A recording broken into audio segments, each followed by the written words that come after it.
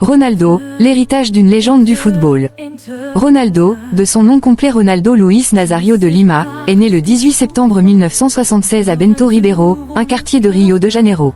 Le Brésilien venait d'une famille modeste, mais dès son plus jeune âge, il avait une passion pour le football, comme beaucoup d'enfants au Brésil. Toutefois, Ronaldo se distinguait rapidement des autres par son talent exceptionnel. Dès son enfance, il était bien meilleur que ses camarades. Lorsqu'il grandit, il joua pour l'équipe de Bento Ribeiro. Son entraîneur lui suggéra de se rendre à un essai pour Flamengo, l'un des plus grands clubs du Brésil. Cependant, il ne put s'y rendre, car sa famille n'avait pas les moyens de payer son transport. Plus tard, il rejoignit l'équipe amateur du Social Ramos Club, où il débuta comme gardien de but.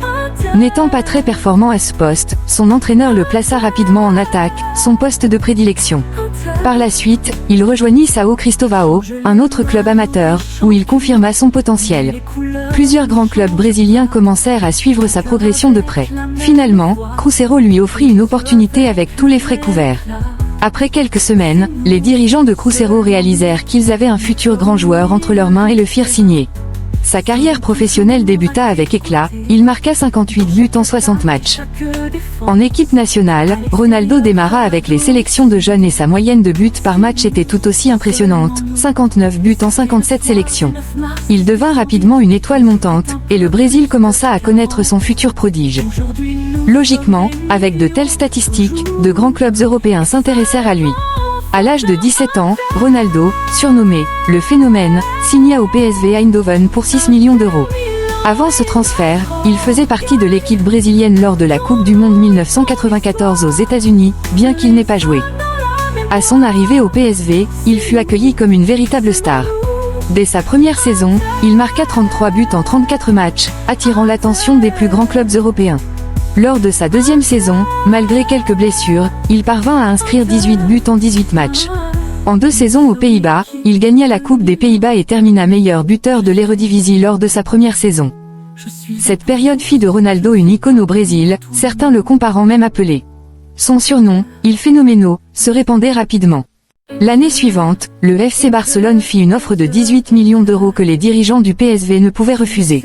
Ronaldo signa alors chez les Blaugrana. Lors de la saison 1996 à 1997, il marqua 34 buts en 37 matchs, mais malgré cela, le Barça ne remporta pas la Liga, se contentant de la Coupe d'Espagne et de la Coupe des Coupes.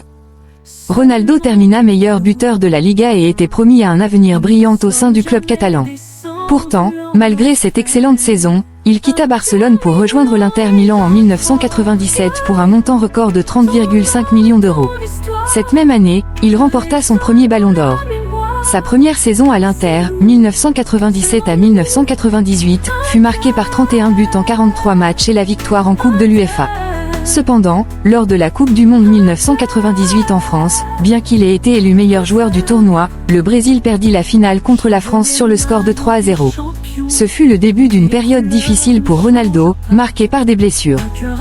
Au cours des saisons suivantes à l'Inter, Ronaldo fut ralenti par de graves blessures au genou.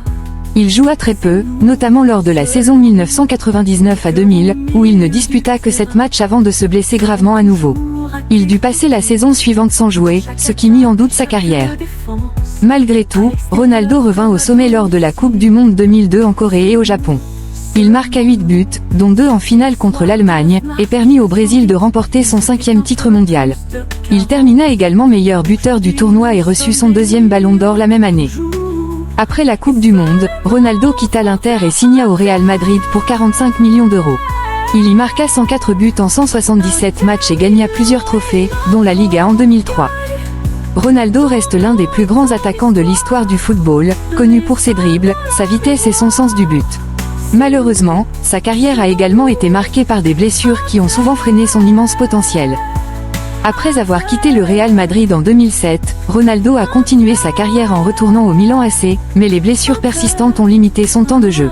Malgré cela, il a réussi à retrouver sa forme et à marquer des buts importants, confirmant son statut de l'un des plus grands attaquants de tous les temps.